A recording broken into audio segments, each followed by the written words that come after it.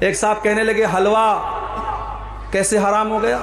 سوجی جائز ہے، چینی جائز ہے، دیسی گھی جائز ہے، ناریل اور جائز ہے، اور آپ کہتے ہیں حلوہ حرام ہے؟ سب کو مکس کر دیا تو حلوہ بن گیا، آپ کہتے ہیں حلوہ حرام ہے۔ میں نے کہا بھائی حلوہ حرام نہیں ہے، حلوہ حرام نہیں ہے، حلوہ یقیناً بہت اچھی چیز ہے، ہم کو بھی کھلائیے، ہم بھی کھائیں گے، مگر آپ کس عقیدے کے مطابق بنا رہے ہیں؟ آپ شب برات پر بنا رہے ہیں تو کیوں بنا رہے ہیں آپ؟ ایک صاحب کہنے لگے حلوہ ہم اس لیے بناتے ہیں کیونکہ نبی اکرم کے دانت ٹوٹ گئے تھے غزوہ احد میں، آپ نے حلوہ کھایا تو اس لیے ہم حلوہ کھاتے ہیں۔ میں نے کہا بھائی صاحب غزوہ احد ہوئی ہے شوال میں اور شب برات منا رہے ہو شعبان میں، تم 2.5 مہینہ ایڈوانس میں حلوہ کھا رہے ہو۔ نبی اکرم نے اگر حلوہ کھایا بھی تھا، پہلی بات تو یہ من گھڑت بات ہے، اگر آپ نے کھایا تھا تو شوال میں کھایا تھا، تمہیں اتنی جلدی پڑی ہے تم 2.5 مہینہ پہلے حلوہ کھا رہے ہو، حلوہ کا ثبوت ہے ہی نہیں۔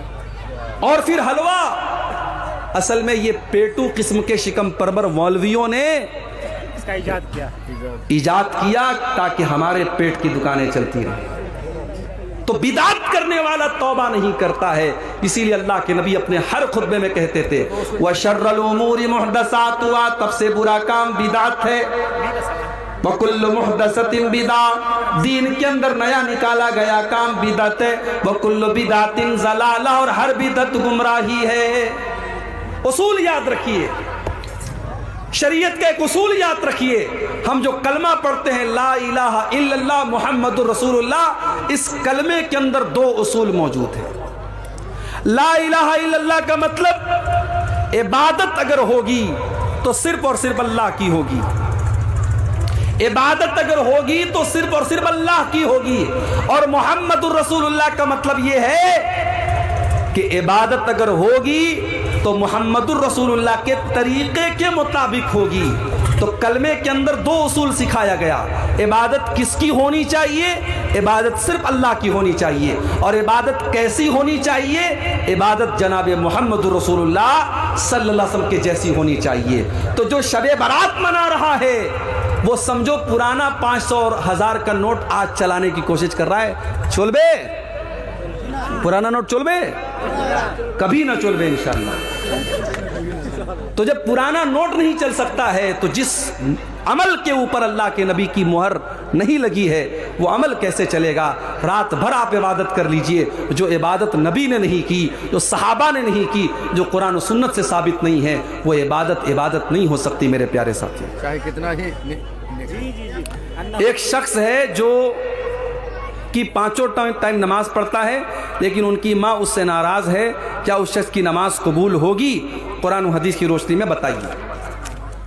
دیکھیے ماں کا درجہ یقیناً بہت اونچا ہے، ماں کا درجہ بہت اونچا ہے، ماں کو ناراض نہیں کرنا چاہیے، مگر کبھی کبھی ایسا بھی ہوتا ہے کہ ماں غلط بات پہ ناراض ہوتی ہے۔ حضرت سعد بن ابی وقاص رضی اللہ تعالیٰ عنہ کی ماں ناراض ہو گئی، انہوں نے اسلام قبول کر لیا، ماں ناراض ہو گئی، ماں نے یہاں تک کہہ دیا میں کھانا نہیں کھاؤں گی جب تک تو اسلام کو نہیں چھوڑے گا۔ انہوں نے کہا ماں مجھے تجھ سے بہت محبت ہے مگر میں اسلام نہیں چھوڑ سکتا تیرے۔ ماں نے کھانا پینا بند کر دیا۔ حضرت سعد بن ابی وقاص رضی اللہ تعالیٰ عنہ نے بہت سمجھایا، ماں تیار نہیں ہوئی، بڑھیا تھی، عمر ہو چکی تھی، تھوڑا سا ٹائم گزرا، بستر پڑ گئی۔ اب بستر پڑ گئی، اب خاندان کے لوگ آ رہے ہیں، ان کی ماں کی حال چال پوچھ رہے ہیں، اور جب پتہ چلتا ہے کہ بیٹے کے اسلام قبول کرنے کی وجہ سے انہوں نے کھانا پانی بند کر دیا ہے تو لوگ ان کو برا بلا بھی کہہ کے جا رہے ہیں کہ دیکھو اس کی وجہ سے اس کی ماں بیمار پڑی ہے۔ حالت یہ ہو گئی حضرت سعد کی ماں آخری سانسیں لینے لگی، آخری سانسیں لینے لگی، انتقال کا ٹائم آ گیا۔ حضرت سعد نے اپنی ماں سے کہا کہ اے امی جان، لو کانت لکی میت نفس، اگر اللہ تعالیٰ تجھے 100 زندگیاں دے دے، تیرے اندر 100 جان پیدا ہو جائے اور ایک ایک جان تیری نکلتی چلی جائے اور تم مجھ سے کہہ دے کہ میں اسلام کو چھوڑ دوں، تو اے میری ماں میں تیری زندگی کو بچانے کے لیے اسلام کو چھوڑنے والا نہیں ہوں۔ ماں سمجھ گئی کہ میرا بیٹا ماننے والا نہیں ہے۔ ماں نے آخر میں کھانا کھایا، پانی پیا، اور بعد میں ماں کو بھی اللہ نے ہدایت دی اور بعد میں ماں نے بھی اسلام قبول کیا۔ تو ماں ناراض ہے اگر صحیح بات کو لے کر کے ناراض ہے، तब तो बेटा गुनहगार होगा। लेकिन माँ बिला वजह नाराज है, नाहक नाराज है, बेमतलब की बात पे नाराज है, जिसका कोई सर पैर नहीं है, तो बेटा गुनहगार नहीं होगा। बेटे को चाहिए अगर माँ नाराज है, गलत बात पर भी नाराज है, बेटा माँ को मनाने की कोशिश करे।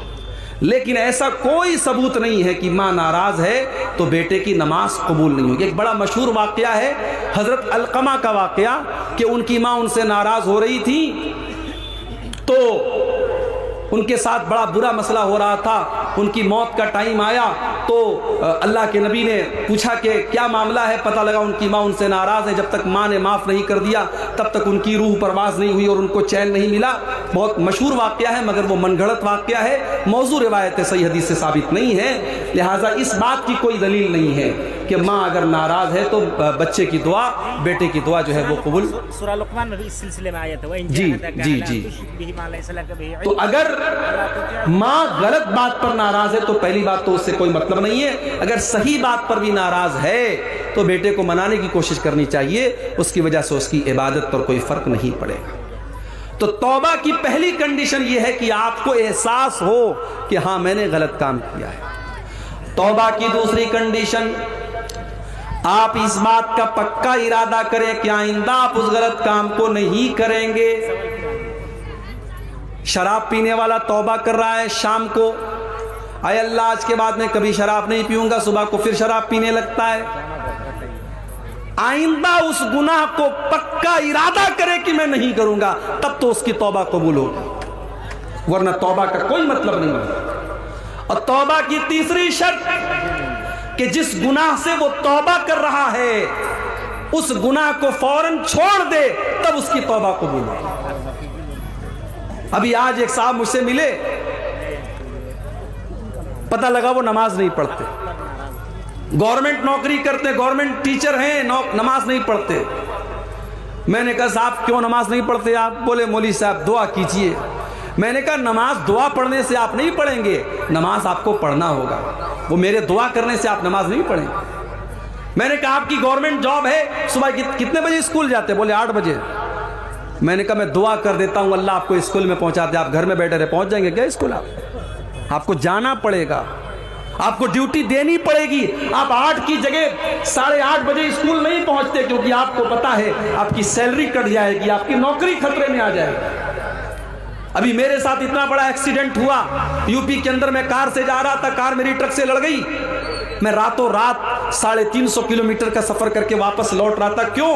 क्योंकि मेरी जॉब है, मुझे पढ़ाना है, सुबह मदरसे पहुंचना था।